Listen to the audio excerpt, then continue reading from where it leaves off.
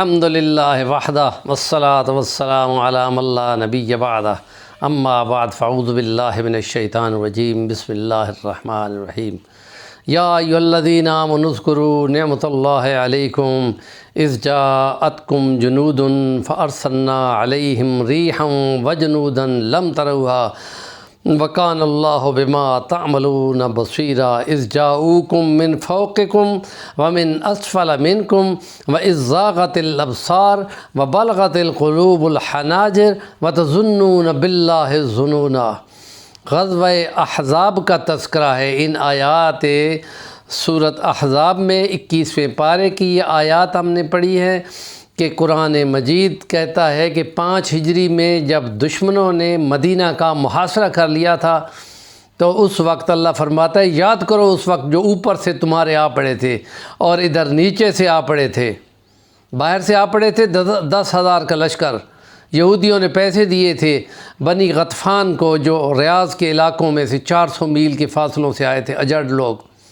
قاتل لوگ، کرائے کے قاتل 6,000، 4,000 مکے والے تھے، 10,000 کا لشکر، اور معاہدے کی خلاف ورزی کرتے ہوئے مدینہ کے اندر جو یہودی تھے ان کی بنو قریظہ ایک بڑا قبیلہ تھا، اس کے 6,000 آدمی تھے، اور انہوں نے ان کو پریشر دے کر یا سیاسی اپنی ہم آہنگی شو کر کے کہ آج موقع ہے، ساری دنیا اکٹھی ہو گئی ہے تو آج ان کا قلعہ کما کر دیں، تو آج موقع ہے، ساتھ کیوں نہیں دیتے ہو، ساتھ دو، اور وہ برابر اکساتے رہے یہاں تک کہ وہ تیار ہو گئے۔ اور جب نبی پاک صلی اللہ علیہ وسلم کو اطلاع دی گئی تو اللہ فرماتا ہے کہ اوپر سے وہ آئے، نیچے سے یہ آئے، تو آپ کی سٹی گم ہو گئی اور دل تمہارے حلق میں پھنس گئے تھے، آنکھیں تمہاری پھٹی کی پھٹی رہ گئی تھیں۔ یاد کرو اس وقت کہ جس وقت ہم نے تم پر جب لشکر چڑھ آئے تھے تو ہم نے تیز جکھڑ بھیجا اور وہ فرشتے اتارے جو تم کو نظر نہ آتے تھے، وَجُنُودًا لَمْ تَرَوْهَا۔ اور خدا کمال یہ ہے کہ اس دن ان حالات میں نبی پاک صلی اللہ علیہ وسلم کی ایک دن میں ساری نمازیں قضا ہو گئیں۔ ہم مسلمان نماز کے قضا کا تصور بھی نہیں کر سکتے، لیکن اتنا خوف اور لڑائی کی دہشت تھی کہ نبی پاک صلی اللہ علیہ وسلم نماز ہی نہیں پڑھ سکے۔ تو اس وقت اس خوف کی حالت میں اور اوپر سخت سردی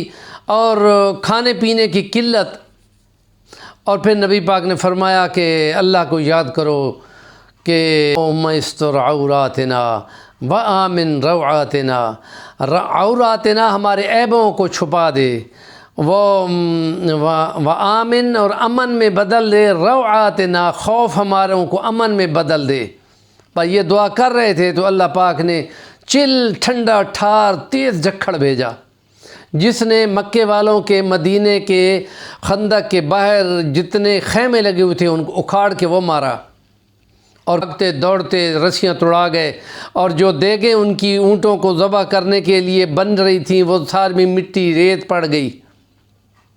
اور سخت اندھیرا چھا گیا۔ نبی پاک نے فرمایا کہ ان کی خبر لاؤ، تو خوف اور دہشت کی وجہ سے کوئی بندہ بھی نہیں بول رہا تھا، حالانکہ کتنے جانسار صاحب ہیں۔ ان میں سے ایک پھر جو مصر کے خط بھی لے کر گئے تھے وہ کہتے ہیں یا رسول اللہ میں فرمایا ٹھیک ہے جاؤ، لیکن کوئی اور اپنی طرف سے کارروائی نہ کرنا، اور وہ خندق پھلانگ کر کے دوسری طرف سے گئے تو انہوں نے دیکھا کہ ابو سفیان اپنے اس اونٹ کو چابک مار رہا تھا جس اونٹ کا گھٹنا بندھا ہوا تھا، اور وہ کہہ رہا تھا کہ آج تو کوئی عذاب آ گیا ہے، اب تو کوئی خوف آ گیا ہے، اب تو کوئی بڑی مصیبت آ گئی ہے، نکلو یار نکلو۔ تمام جلدی جلدی بھاگ گئے۔ نبی پاک نے فرمایا اب وہ ہم پہ کبھی نہیں آئیں گے، انشاءاللہ اب ہم ان پہ جائیں گے، اور وہ تمام واپس ہو گئے۔ اور یہ تقریباً زور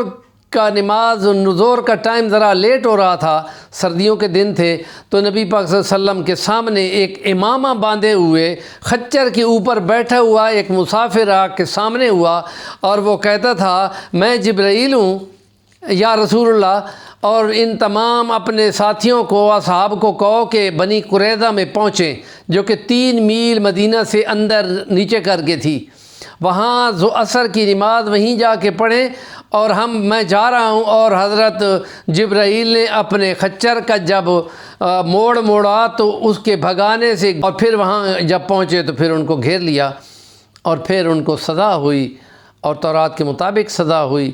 اور یہ ایک نبی پاک صلی اللہ علیہ وسلم کا معجزات میں سے ایک معجزہ ہے کہ اللہ پاک نے وہ فرشتے اتارے جو نظر نہ آتے تھے، اور ایسا طوفان بھیجا جس نے ان کے خیمے اکھاڑ دیے اور ان کے اونٹ اور گھوڑوں کو بھگا دیا۔ ہمارے چینل کا نام ہے صفی الرحمن الوانی، ضرور سبسکرائب کریں اور کام کی بات کا کمنٹ کریں گے تو ہماری رہنمائی ہوگی۔